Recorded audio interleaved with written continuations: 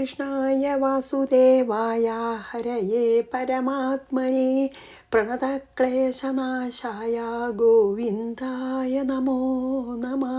ശ്രീമദ് ഭാഗവതം ഏകാദശസ്കന്ധം അധ്യായം 28 ശ്ലോകം 21 നമ്മൾ ചെയ്തു. നമ്മൾ പിന്നെ അന്വയ വ്യതിരേകം കൊണ്ടൊക്കെ പറഞ്ഞു, ബ്രഹ്മം മാത്രമേ ഉള്ളൂ എന്നൊക്കെ നമ്മൾ പറഞ്ഞല്ലോ അല്ലേ. അതായത് അഖണ്ഡബോധം പിന്നെ അഖണ്ഡബോധം ഉണ്ടെങ്കിൽ, അതായത് ഏതുണ്ടെങ്കിൽ ഇതൊക്കെയുണ്ട്. ഏത് ഉള്ളപ്പോഴാണ് ഈ പ്രപഞ്ചമുള്ളത്? ഏത് അഖണ്ഡബോധമായ ബ്രഹ്മം ഇല്ലെങ്കിൽ ഇതൊന്നുമില്ല എന്നൊക്കെ നമ്മൾ പറഞ്ഞുല്ലോ. അപ്പോൾ പിന്നെ നമ്മൾ പറഞ്ഞു, എന്താ പറഞ്ഞത്, ഈ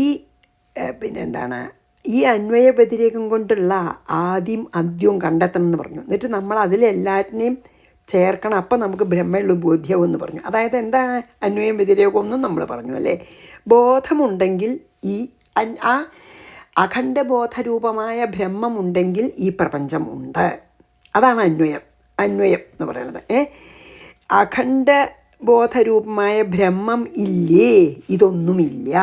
അതാണ് അതിന് വ്യതിരേകം. അന്വയം പറഞ്ഞാൽ അഖണ്ഡബന്ധരൂപമായ ബ്രഹ്മം ഉണ്ടെങ്കിൽ ഇതൊക്കെ ഉണ്ട്, ബ്രഹ്മല്ലേ ഇതൊന്നുമില്ല. അതാണ് വ്യതിരേകം. അങ്ങനെ നമ്മൾ ഉറപ്പിച്ചു ബ്രഹ്മം മാത്രമേ ഉള്ളൂ എന്ന് അല്ലേ. അപ്പോൾ അതായത് എപ്പോഴും എന്തൊക്കെ ഈ ബോധമാണ് എല്ലാ സമയത്തും ഉള്ളത്, ഇത് മാത്രമേ ഉള്ളൂ.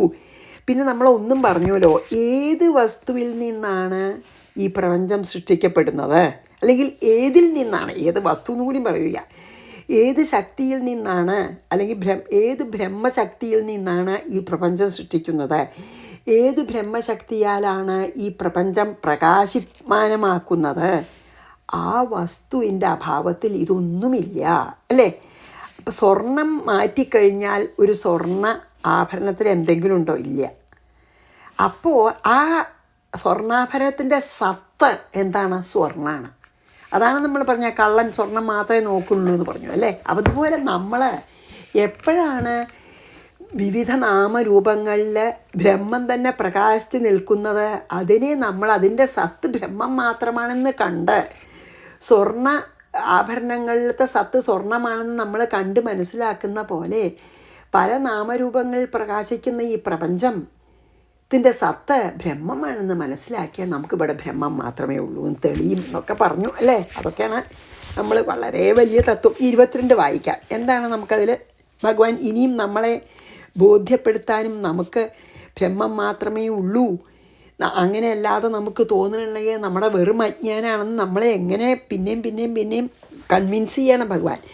അവിദ്യമാനോപ്യവഭാസതേയോ വൈകാരികോ രാജസസർഗ ഏഷഃ ബ്രഹ്മസ്വയം ജ്യോതിരതോ വിഭാതി ബ്രഹ്മേന്ദ്രിയാർത്ഥാത്മവികാരചിത്രം. 22 യഹ ഏതൊരു വികാര സമൂഹം ഉണ്ടോ, ഏഷ അവിദ്യമാനഃ അത് മുമ്പില്ലെങ്കിലും കൂടി, രാജസസർഗ രജോ ഗുണം കാരണമായി തോന്നുകയാണ് നമുക്ക്. രജോ ഗുണത്തിൻ്റെ നമ്മൾ രജോ ഗുണം വർദ്ധിക്കുമ്പോഴാണ് ഇതൊക്കെ സത്യമാണെന്ന് നമുക്ക് ഭയങ്കരമായിട്ട് തോന്നുക. അവഭാസതേ അഭി പ്രകാശിക്കുന്നു, ബ്രഹ്മത്താൽ പ്രകാശിക്കുകയും ചെയ്യുന്നു. ആ ബ്രഹ്മമാണെങ്കിൽ സ്വയം, അതായത് സ്വയം പ്രകാശ സ്വരൂപിയാണ്. ജ്യോതിഹി പ്രകാശമായിട്ടും ഇരിക്കുന്നു അല്ലേ. സ്വയം പ്രകാശമാണല്ലോ. ബ്രഹ്മത്തിനെ പ്രകാശിപ്പിക്കാൻ വേറൊരു പ്രകാശം വേണ്ട. അതുകൊണ്ട് ഇന്ദ്രിയാർത്ഥാത്മവികാരി ചിത്രം, അത് ഇന്ദ്രിയങ്ങൾ, അതിൻ്റെ വിഷയങ്ങൾ, മനസ്സ്, ഈവൻ ഈ പഞ്ചഭൂതങ്ങൾ, ഇതൊക്കെ വിചിത്രമായി വിഭാതി ബ്രഹ്മം തന്നെ പ്രകാശിക്കുന്നു. അതായത് കാണുന്നതൊക്കെ ബ്രഹ്മമായിട്ട് ശരിക്കും സ്വർണത്തിൻ്റെ സ്വർണം തന്നെയാണ് പലതായിട്ട് കാണുന്നത്. അതുപോലെ ബ്രഹ്മം തന്നെയാണ് ഇന്ദ്രിയങ്ങളായിട്ടും മനസ്സായിട്ടും വിഷയങ്ങളായിട്ടൊക്കെ നമുക്ക് തോന്നുന്നത് അതന്നെയാണ് എന്നാണ് പറഞ്ഞത് അല്ലേ. അപ്പോൾ അതായത് ആദ്യം എന്തുണ്ടോ ഒടുവിൽ എന്ത് ശേഷിക്കുമോ അതല്ലേ ഇടയ്ക്ക് ഉണ്ടാവാൻ പറ്റുള്ളൂ. പിന്നെ ഇടയ്ക്ക് ശരിയാണ്, നമുക്ക് ചോദിക്കാം, ആദ്യം ബ്രഹ്മം മാത്രമേ ഉള്ളൂ, ജഗത്തുണ്ടായി നശിച്ചാൽ പിന്നെ ബ്രഹ്മം മാത്രമേ ഉള്ളൂ. എന്നാൽ ഈ ഇടയ്ക്ക് നമുക്ക് തോന്നുന്നത് എന്താ, ഈ ഇടയ്ക്ക് നമുക്ക് ഉണ്ടെന്ന് തോന്നുന്നത് എന്താണെന്ന് ചോദിച്ചാൽ അത് ആ ബ്രഹ്മത്തിന് തന്നെ നമ്മൾ പല പേരുകൾ നൽകപ്പെട്ട് കാണുന്നതാണെന്ന്. ആദ്യം സ്വർണ്ണയുള്ളൂ പിന്നെയും സ്വർണ്ണയുള്ളൂ എന്ന പോലെ. അപ്പോൾ നമ്മളിവിടെ കാണുന്നതൊക്കെ ശരിയാണ്, നമ്മൾ പല പേരുകളും നാമങ്ങളും ഒക്കെ പറയും. പക്ഷേ അതൊക്കെ ബ്രഹ്മം തന്നെ. ഒരേ വസ്തുവിന് നമ്മൾ പല പേരുകളാൽ വിളിക്കുകയാണ് അതിനെ, അത്രയേ ഉള്ളൂ. അപ്പോൾ ഇങ്ങനെ എന്നിട്ട് ഇതും കൂടിയും പറഞ്ഞു ഈ ശ്ലോകത്തിൽ, ഇങ്ങനെ ബ്രഹ്മല്ലാതെ ഒന്നും ഇല്ലാത്ത സമയത്ത് നമുക്ക് ഈ പലതും ഉണ്ടെന്ന് തോന്നുന്നതൊക്കെ മായയിലത്തെ രജോഗുണം ഉണ്ടാക്കി തീർക്കുന്ന രൂപഭേദങ്ങളാണ് എന്ന് പറഞ്ഞു. മായയിൽ 3 ഗുണം ഉണ്ടാകും നമ്മൾ കണ്ടുല്ലോ, അതാണല്ലോ പിന്നെ മഹത്വത്വമൊക്കെ ഉണ്ടായത്. അപ്പോൾ മായയിലത്തെ ഈ 3 ഗുണങ്ങൾ, അതിൽ പ്രത്യേകിച്ച് രജോഗുണം ഉണ്ടാക്കി തീർക്കുന്ന നാമരൂപഭേദങ്ങളാണ് ബ്രഹ്മല്ലാതെ ഒന്നും ഇല്ലാതിരിക്കുന്ന സമയത്ത് നമുക്കിതൊക്കെ ഉണ്ടെന്ന് തോന്നിക്കുന്നത് ഈ രജോഗുണം ഉണ്ടാക്കി തീർക്കുന്ന നാമരൂപഭേദങ്ങളാണ്. അതായത് സ്വയം പ്രകാശസ്വരൂപമായ ആ അഖണ്ഡബോധ ബ്രഹ്മം മാത്രമേ ശരിക്കുള്ളൂ ഇവിടെ. ഇന്ദ്രിയങ്ങളൊക്കെ ഉണ്ടാക്കണ ഈ ഭേദഭാവന അതിലത്തെ ചിത്രം പോലെയാണ്, അതിൽ ചിത്രം വരച്ച് മായ്ക്കണ പോലെ ഉള്ളൂ ഇന്ദ്രിയങ്ങളൊക്കെ. ഇങ്ങനെ നമ്മൾ പറഞ്ഞ് മനസ്സിൽ നമ്മൾ യുക്തി കൊണ്ട് ഇത് പറഞ്ഞ് നമുക്ക് ഇവിടെ ബ്രഹ്മം മാത്രമേ എന്നുള്ള ബോധം നമ്മൾ വളർത്തിക്കൊണ്ട് വരണം എന്നാണ് ഭഗവാൻ പറയണത്. അതല്ലാതെ വഴിയില്ല. അതാണ് ഭഗവാൻ പറയണത്. അതായത് ഒന്നും ഇവിടെ ഇല്ല, പക്ഷേ അതൊക്കെ ഉണ്ടെന്ന് തോന്നിക്കുന്നത് രജോഗുണം ബ്രഹ്മത്തിലത്തെ അല്ലെങ്കിൽ മായയിലത്തെ, ബ്രഹ്മത്തിൻ്റെ ശക്തിയാണല്ലോ മായ. ആ മായയിലത്തെ ഗുണങ്ങളെ പ്രത്യേകിച്ച് രജോ ഗുണം കൊണ്ടാണ് നമുക്ക് ഇങ്ങനെയെല്ലാം ഉണ്ടാ തോന്നുന്നത്. അതായത് ഈ പിന്നെന്താണ് ഇതിനെ ഇങ്ങനെ വളരെ വ്യക്തമായിട്ട് ഇത് ഇങ്ങനെയാണ് എന്നുള്ളത് വേദങ്ങളിലും ഒക്കെ നല്ലോണം പറഞ്ഞിട്ടുണ്ട്. പിന്നെ നമ്മൾ ഇങ്ങനെ കാര്യവിചാരം ചെയ്ത് നമുക്ക് അതായത് ഇപ്പം ഇതുകൊണ്ട് ബ്രഹ്മം തന്നെയാണ് എല്ലാതും ആയിട്ട് പ്രകാശിക്കണ ഇന്ദ്രിയങ്ങളും അർത്ഥങ്ങളും മനസ്സും പഞ്ചഭൂതങ്ങളൊക്കെ അതിൽ വരയ്ക്കുന്ന ചിത്രം പോലെ പ്രകാശിക്കുകയാണ്. അല്ലാതെ ബ്രഹ്മമല്ലാതെ ഇവിടെ ഒന്നുമില്ല എന്ന് നമ്മളിങ്ങനെ സ്വയം പറഞ്ഞിട്ടും വായിച്ചിട്ടും കേട്ടിട്ടും നമ്മൾ അത് നല്ല സ്പഷ്ടമായിട്ട് നമുക്ക് തെളിയുന്നത് വരെ നമ്മൾ ആ അഭ്യാസം ചെയ്യണമെന്നും കൂടി ഇതിലൊരർത്ഥം ഉണ്ട് കേട്ടോ. അപ്പം അവിദ്യമാനോപ്യവഭാസതേയോ വൈകാരികോ രാജസസർഗ ഏഷ, രജോ ഗുണം കൊണ്ടാണ് നമുക്ക് തോന്നണത്. ബ്രഹ്മ സ്വയം ജ്യോതിരതോ വിഭാതി, സ്വയം പ്രകാശസ്വരൂപിയായിട്ടുള്ള ബ്രഹ്മം തന്നെയാണ് ഈ പലതായിട്ട് പ്രകാശിക്കുന്നത്. ബ്രഹ്മേന്ദ്രിയാർത്ഥാത്മവികാര ചിത്രം, അതായത് ഈ ഇന്ദ്രിയങ്ങളും മനസ്സും ഒക്കെ വരയ്ക്കുന്ന ചിത്രങ്ങളാണ് ബ്രഹ്മത്തിൽ ഇത്, അല്ലാതെ ഒന്നുമില്ല. നമ്മൾ പാമ്പിൽ സങ്കല്പിക്കുന്നതല്ലേ, കയറിൽ സങ്കല്പിക്കുന്നതാണല്ലോ പാമ്പ്, എന്നിട്ട് പേടിക്കല്ലേ? അതേപോലെ നമുക്കുണ്ട തോന്നുകയാണ് ഇത് ബ്രഹ്മത്തിൽ അധ്യാസം ചെയ്തിട്ടുള്ള ചിത്രങ്ങളാണിത് എന്ന് പറയണം. ഇനി ഉപസംഹരിക്കുക ഈ ഭഗവാൻ. ഏവം സ്ഫുടം ബ്രഹ്മവിവേകഹേതുഭി പരാപവാദേന വിശാരദേന ചിത്വാ അസന്ദേഹമുപാരമേത സ്വാനന്ദതുഷ്ടോഖില കാമുകേഭ്യഃ. എന്താണ് ഒരു അതിനെ ചുരുക്കി കൺക്ലൂഡ് ചെയ്യാണ് ഭഗവാൻ. കൺക്ലൂഷൻ പോലെയാണത്. എന്താണ് പറയണത്? ഏവം ഇപ്രകാരം സ്ഫുടം, നല്ല തെളിവ്, അതായത് നല്ല ക്ലിയറായിട്ട് ബ്രഹ്മവിവേക ഹേതുഭി അതായത് ഈ പ്രാണേന്ദ്രിയ മന ദേഹങ്ങളെക്കാൾ ബ്രഹ്മം വേറെ എന്നറിയുവാൻ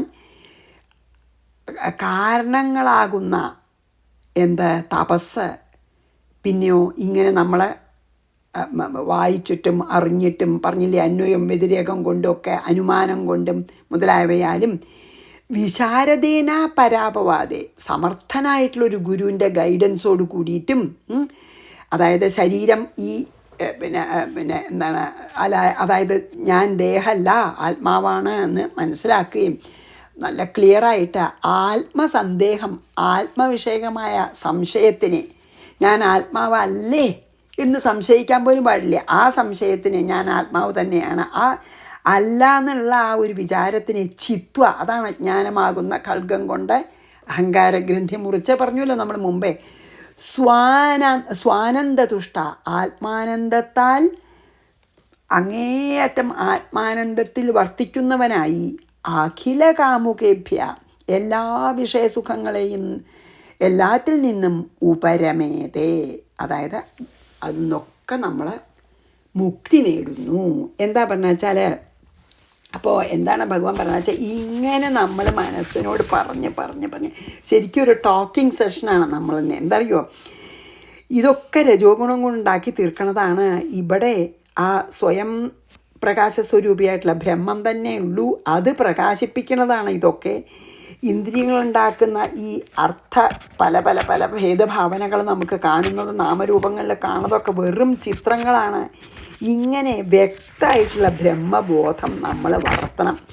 തെളിഞ്ഞ് വരണം നമ്മുടെ ബുദ്ധി കൊണ്ട്. നമ്മളെ ഉറപ്പിക്കണം, ബ്രഹ്മല്ലാതെ ഇവിടെ മറ്റൊന്നുമില്ല, എല്ലാം കാണുന്നതൊക്കെ ബ്രഹ്മത്തിൻ്റെ രൂപം തന്നെയാണ്. അതായത് വിശ്വാകാരമായി നിൽക്കുകയാണ് ബ്രഹ്മം, ഇവിടെ മറ്റൊന്നുമില്ല എന്ന് നമ്മളെ ബുദ്ധി കൊണ്ട്, തെളിഞ്ഞ ബുദ്ധി കൊണ്ട് നമ്മൾ ഉറയ്ക്കണം. ഈ ജ്ഞാനം കൊണ്ട്, ഇങ്ങനെ വന്ന ജ്ഞാനം കൊണ്ട് അജ്ഞാനമാകുന്ന ഇരുട്ടിനെ അകറ്റണം. അല്ലെങ്കിൽ ജ്ഞാനമാകുന്ന ഗുരുവിൻ്റെ ഉപദേശം കൊണ്ടോ എങ്ങനെയാച്ചാൽ ഇത് ബോധ്യമായിട്ട് ജ്ഞാനമാകുന്ന ഗുരുവിൻ്റെ ഉപദേശം വളരെ സഹായമാണല്ലോ. വേദത്തിൻ്റെ വാക്യങ്ങളൊക്കെ നമ്മൾ മനനം ചെയ്ത് നിധിധ്യാസനം ചെയ്ത് നമ്മളെ ജ്ഞാനമാകുന്ന വാളുകൊണ്ട് അഹങ്കാരഗ്രന്ഥിയെ വെട്ടിമുറിച്ച് അജ്ഞാനത്തെ ദൂരീകരിക്കണം, എല്ലാ സംശയങ്ങളെയും ദൂരീകരിക്കണം ഈ ജ്ഞാനം കൊണ്ട്. അങ്ങനെ ആയാൽ നമുക്ക് നിസ്സീമമായ ബ്രഹ്മാനന്ദം അനുഭവിച്ച് ഈ ലോകങ്ങളിലെ വിഷയങ്ങളിലും അതിലുള്ള ആഗ്രഹങ്ങളിൽ നിന്നും പരിപൂർണമായിട്ട് മുക്തനാകാൻ സാധിക്കും എന്ന് പറയുകയാണ്. ഈ ജ്ഞാനം ഉണ്ടാച്ചോട്ടെ, ഈ ജ്ഞാനം കൊണ്ട് നമ്മളെ സംശയഗ്രന്ഥികളെ മുറിക്കുക, അഹങ്കാരഗ്രന്ഥി മുറിച്ച് കഴിഞ്ഞ ഒരാൾക്ക് ശരിക്കും അവർ ഈ വിഷയസുഖങ്ങളിൽ നിന്നും പല ആഗ്രഹങ്ങളിൽ നിന്നും മുക്തനായിട്ട് നിത്യാനന്ദം അനുഭവിക്കും അവർ. അല്ലെങ്കിൽ നിസ്സീമമായ ആ ആനന്ദം അനുഭവിച്ച് അവർക്ക് ഇരിക്കാൻ സാധിക്കും എന്നാണ് ഇതിൽ പറഞ്ഞത്. അതായത് നമ്മളിത് പ്രാക്ടീസ് ചെയ്യുക മാത്രമേ നമുക്ക് നിത്യാനന്ദത്തിന് വഴിയുള്ളൂ. അല്ലെങ്കിൽ നമുക്ക് ഈ ജനനമരണ ചക്രത്തിൽ നിന്ന് രക്ഷപ്പെടണമെങ്കിൽ ഞാൻ ഈ ശരീരമല്ല, ഞാൻ ആ നിത്യബ്രഹ്മമാണെന്ന് എങ്ങനെയെങ്കിലും നമ്മൾ മനസ്സിലാക്കുക മാത്രം പോരാ, അനുഭവമാക്കി തീർക്കണം. എന്നാൽ നമുക്ക് നിത്യാനന്ദം അനുഭവിക്കാം എന്നാണ് പറഞ്ഞത് അല്ലേ. ഇനി ഒന്നും കൂടി വിസ്തരിക്കേണ്ട എന്താണ്, ആത്മാവഭൂപ്പാർത്ഥിവമിന്ദ്രിയ അല്ല അത് 20 വായിക്കാം. ഏവം സ്ഫുടം ബ്രഹ്മവിവേകഹേതുഭി പരാപവാദേന വിചാരദേന ചിത്വാത്മസന്ദേഹമുപാരമേത സ്വാനന്ദതുഷ്ടോഖില കാമുകേഭ്യ. അങ്ങനെ എല്ലാ വിഷയ സുഖങ്ങളിൽ നിന്നും നമ്മളെ വിരമിക്കും. മീൻസ് നമ്മൾ മുക്തരാവും, ആഗ്രഹമില്ലാണ്ടാവും. പിന്നെയോ നാത്മാവഭൂപ്പാർത്ഥിവമിന്ദ്രിയാണി ദേവാഹ്യസുർവായുജലം ഹുതാശഃ മനോന്നമാത്രം ധിഷണാച സത്വമഹങ്കൃതിഖം ക്ഷിതിരർത്ഥ സാമ്യം. 24. പിന്നെ പാർത്ഥിവം വപു, അതായത് ഈ ശരീരം, ജഡമായ ഈ ശരീരവും അന്നമാത്രം, അന്നമയമായ ഞാൻ, മനസ്സും, അന്നമയമായ തൻ്റെ മനസ്സും, ധിഷണ ബുദ്ധിയും, വിവേകം തന്നെയാണ് ജ്ഞാനം എന്നറിയപ്പെടുന്നത്. നിഗമ വേദവും തപസ്സും പ്രത്യക്ഷം, അതെ പ്രത്യക്ഷം അതായത് പ്രത്യക്ഷാനുഭവത്തിനാണ് തോന്നേണ്ട പറയുന്നത്. അതായത് ഞാൻ ആത്മാവാണെന്നുള്ള അനുഭവവും മനനം ചെയ്തിട്ടേ ഐതിഹ്യം, അതായത് എല്ലാറ്റിലും പറഞ്ഞിട്ടുള്ള ഐതിഹ്യങ്ങളും കഥകളും ഒന്നും അനുമാനം അനുകൂല അല്ല. നിൽക്കൂട്ടോ, ഒരു കാര്യം ഞാൻ തെറ്റിയിട്ടാണ് വായിച്ചപ്പോൾ. എത്രാമത്തേത്? 24 അല്ലേ? 20 സോറി.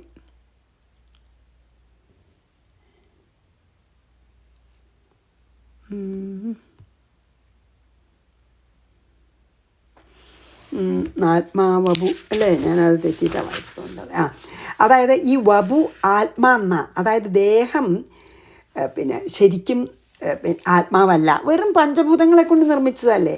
പിന്നെയോ തഥാ ഇന്ദ്രിയാണി ദേവാഹ അസുഹു ധിഷണാഹ സത്വം അഹങ്കൃതി, അതായത് അതുപോലെ തന്നെ ഇന്ദ്രിയങ്ങളും അധിഷ്ഠാന ദേവതകളും പ്രാണനും ബുദ്ധിയും പിന്നെ അന്ധക്കരണവും ഒക്കെ ഈ അന്നമയം അന്നത്തുനിന്ന് വരുന്നതാണ്. അന്നത്തുനിന്ന് വന്ന് ശരീരം പോലെ തന്നെ ആത്മാവല്ലാന്ന്. ശരീരമല്ല, നമ്മുടെ ഇന്ദ്രിയങ്ങളും മനസ്സും അല്ലെങ്കിൽ അന്ധക്കരണവും ഒന്നും ഈ ആത്മാവല്ല. പിന്നെയോ അതൊക്കെ പഞ്ചഭൂത നിർമ്മിതമാണ്. അതായത് പഞ്ചഭൂതങ്ങളാൽ നിർമ്മിതമാണ്. എങ്ങനെയാണ് പഞ്ചഭൂത ആത്മാവല്ല? അതുകൊണ്ട് എന്താണ്, ആത്മാവല്ല നമ്മുടെ ഇന്ദ്രിയങ്ങളും ഇന്ദ്രിയങ്ങളുടെ അധിഷ്ഠാന ദേവതകളും പ്രാണനും ഒന്നും തന്നെ ആത്മാവല്ല. ഇതൊക്കെ ആത്മാവിൽ നിന്ന് വ്യത്യസ്തമാണ് എന്നാണ് ഈ 24 പറയണത് കേട്ടോ. നാത്മാവപു, അതെ, നാത്മാവ് അതാണ്. ഇതൊന്നും അല്ല, അതിന് ഇതൊന്നും നമ്മൾ പറഞ്ഞ് ഉറപ്പിക്കണം. ദേഹവും പ്രാണങ്ങളും ഇന്ദ്രിയങ്ങളും ഇന്ദ്രിയാധിഷ്ഠാന ദേവതകളും ഒന്നും ഞാനല്ല. ഞാൻ എന്ന് പറഞ്ഞാൽ ആ നിത്യസത്യശുദ്ധ സ്വരൂപമാണെന്ന് ഓർപ്പിക്കണം. പിന്നെയും പറയണം, നാത്മാവപു പാർത്ഥിവതിന്ദ്രിയാണി പാർത്ഥിവം ഇന്ദ്രിയാണി ദേവാഹ്യസുർവായു ജലം ഹുതാശ, പഞ്ചഭൂതങ്ങളാണതൊക്കെ അല്ലേ. മനോന്ന മാത്രം ധിഷണാച സത്വമഹാകൃതിം ഖം ക്ഷിതിരർത്ഥസാമ്യം, അതായത് ഇതൊന്നും ഈ കാണുന്ന ഒന്നും മാത്രമല്ല, അന്ധകരണം കൂടിയും, അതായത് മനസ്സും ചിത്തവും ബുദ്ധി അഹങ്കാരം കൂടിയും ഞാനല്ല. അതൊക്കെ ഈ മായയിലത്തെ ഗുണങ്ങളിൽ നിന്ന് ഉണ്ടായതാണ്. നമ്മൾ കണ്ടുവല്ലോ സൃഷ്ടിയിൽ എല്ലാം മായാഗുണങ്ങളാൽ സൃഷ്ടിച്ചതാണ് എല്ലാം. അപ്പം ഞാനാരാ? നമ്മളൊന്ന് ആലോചിച്ച് നോക്കൂ, എൻ്റെ മനസ്സെന്നല്ലേ നമ്മൾ പറയുക. അപ്പം മനസ്സ് ഞാനല്ല, തീർച്ചയല്ലേ. എൻ്റെ കയ്യേ കാലെന്നാണ് പറയുക, ശരീരമല്ല. നമ്മൾ മനസ്സ് പോലും എൻ്റെ മനസ്സാന്നാണ് പറയുക, എൻ്റെ ബുദ്ധി എന്നാണ് പറയുക. അപ്പം നമ്മൾ ബുദ്ധിയല്ല, മനസ്സല്ല, ഞാൻ വേറെയാണ്. അതന്നെയാണ്. ഇനി 25 സമാഹിതൈഹി നോക്കട്ടെ കേട്ടോ, സമയം കൂടി നോക്കട്ടെ. 17 സമാഹിതൈഹി ക കരണൈർഗുണാത്മഭിർ ഗുണോ ഭവേന്മസു സുവിവിക്തധാംനേഃ വിക്ഷിപ്യമാണൈരുദകീന കിന്നു ദൂഷണം ഖനൈരുപേതൈർവിഗതൈഃ രവേഃ കിം. അതാണ് സമാഹിതൈഃ.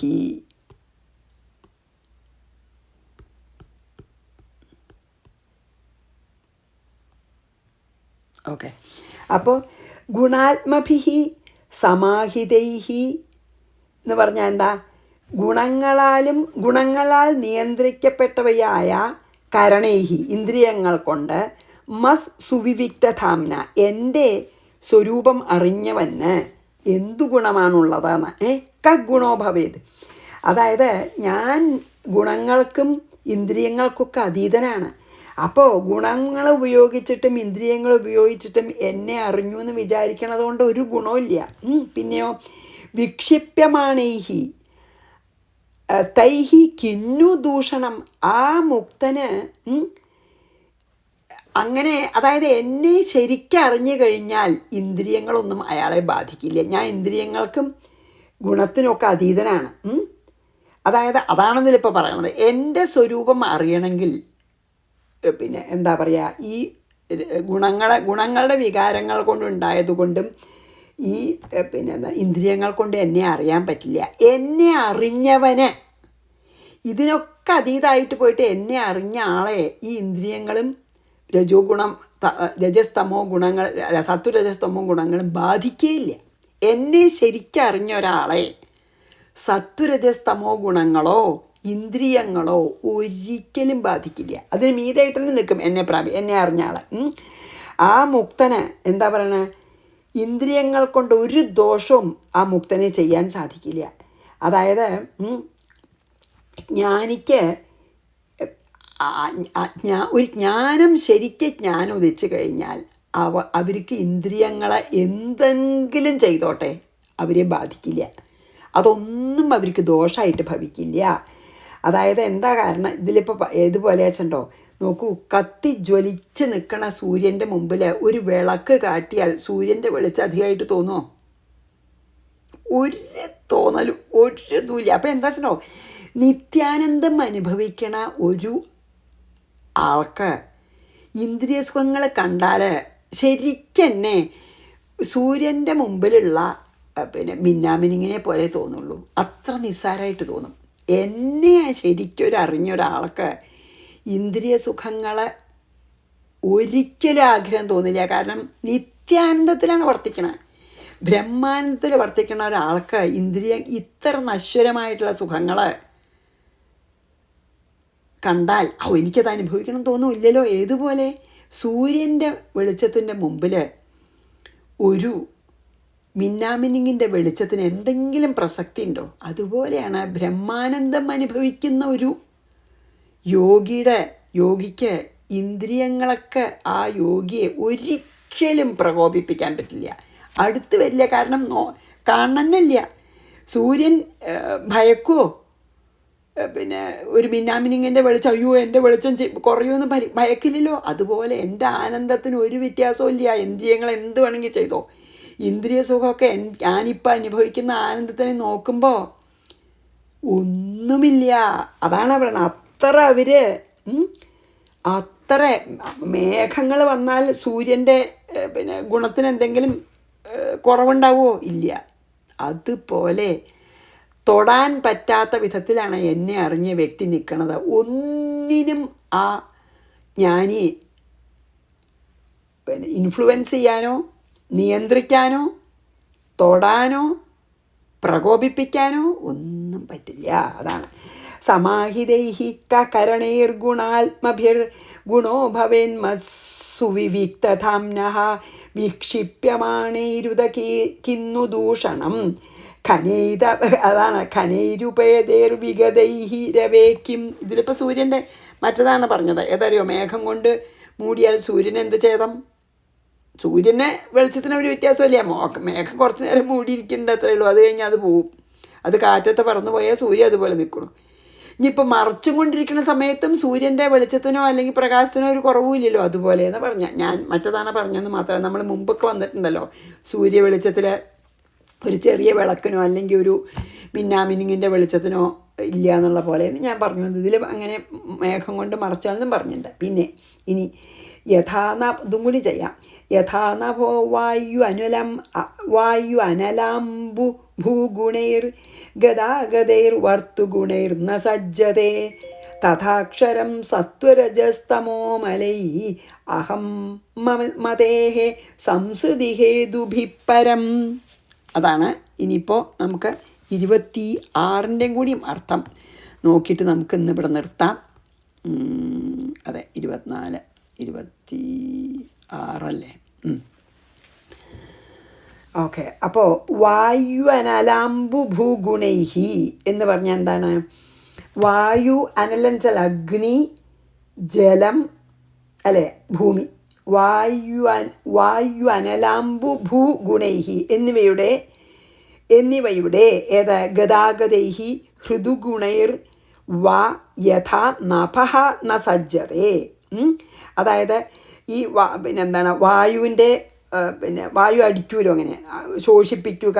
അഗ്നിയാണെങ്കിൽ ദഹിപ്പിക്കും, ജലമാണെങ്കിൽ നമ്മളെ വെറ്റാക്കും അല്ലേ, പിന്നെ ഭൂമിയിലാണെങ്കിൽ മണ്ണാവും നമുക്ക്. അങ്ങനെയുള്ള മുതലായ ധർമ്മങ്ങളോ അതൊക്കെ വന്നും പോയും കൊണ്ടിരിക്കുന്ന യഥാ നഭാസ സജ്ജതേ തഥാ അഹം മതേഹേ പരം അക്ഷരം സംസൃതി ഹേതുഭി സത്വരജസ്തമോ മലൈഹി എന്നാണ് പറയുന്നത്. അതായത് ഈ വായുവിൻ്റെ പിന്നെ എന്താണ്, ഓരോ വായുവും അഗ്നിയും ജലവും ഭൂമിയൊക്കെ അതിൻ്റെ ധർമ്മങ്ങൾ ചെയ്യുമല്ലോ.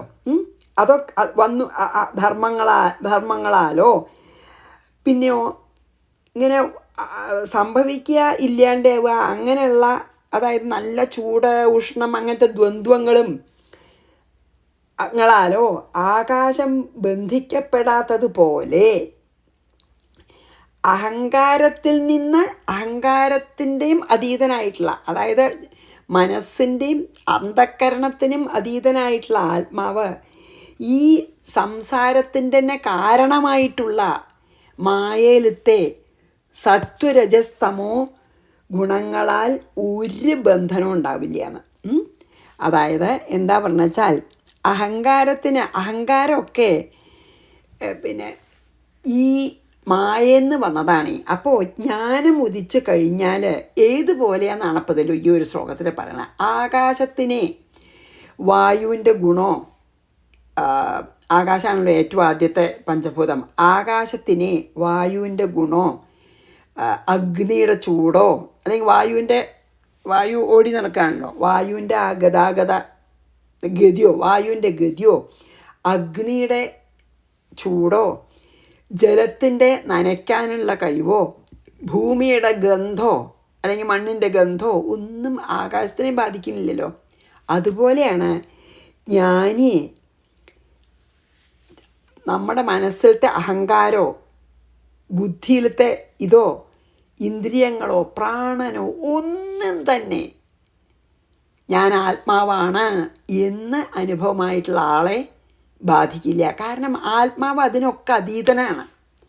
എല്ലാറ്റിനും മനസ്സും ഇന്ദ്രിയങ്ങളും ഒക്കെ ഈ മായെന്നുണ്ടായതാണ്. ഈ മായയ്ക്ക് അതീതനാണ്. അപ്പം ഇതിനൊക്കെ അതീതനാണ്. ഏതുപോലെ വെച്ചാൽ ആകാശത്തിന് ബാക്കി 4 പഞ്ചഭൂതങ്ങളുടെ ഗുണങ്ങളൊന്നും ബാധിക്കാത്തതുപോലെ ആത്മാവിൻ്റെ തന്നെ ശക്തിയായിട്ടുള്ള മായെന്നുണ്ടായിട്ടുള്ള ഒരു കാര്യവും ബാധിക്കില്ല. കാരണം ഭഗവാൻ മായയ്ക്ക് അതീതനാണ്. മായ ഭഗവാന്റെ ശക്തിയാണ്, അല്ലെങ്കിൽ ബ്രഹ്മത്തിൻ്റെ ശക്തിയാണ് മായ. അപ്പോൾ ബ്രഹ്മത്തിനെ അത് ബാധിക്കുമോ? ഇല്ലല്ലോ. മായ ബ്രഹ്മത്തിന് അതീതനാണ്, അധീനാണ്. മായ ബ്രഹ്മത്തിൻ്റെ കീഴിലാണ്, പക്ഷെ ബ്രഹ്മം മായയ്ക്ക് കീഴിലല്ല. അതുകൊണ്ടാണ് എല്ലാറ്റിനും അതീതനാണ്, ഒന്നും സംഭവിക്കില്ല. അത് പറഞ്ഞ് നമുക്കിവിടെ നിർത്തേണ്ടിയിരുന്ന് എനിക്ക് തോന്നുന്നു, കാരണം സമയം ആയി. അപ്പം ഞാൻ 26 വായിച്ച് ഇന്നിവിടെ നിർത്താം. യഥാനഭോ വായു അനലാംബു ഭൂഗുണൈർ, അതിൻ്റെ ഒന്നും ഗുണങ്ങളെ അങ്ങനെയാണല്ലോ. നമ്മളിപ്പോൾ അന്ന് സൃഷ്ടിയായപ്പോൾ കണ്ടില്ലേ, നമ്മളെ വായുവിന് ആകാശത്തിന് ശബ്ദമാണ് ആകാശത്തിൻ്റെ പിന്നെ